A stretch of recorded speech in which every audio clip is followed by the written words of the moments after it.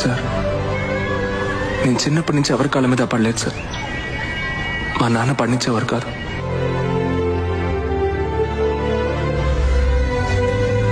Please మీ కాళ్ళు పట్టుకుని అడుగుతున్నాను. నేను జననిని ఎంతగానో లవ్ చేస్తున్నాను sir.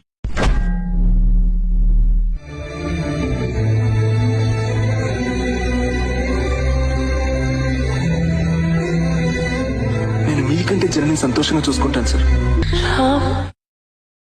I love you Janani.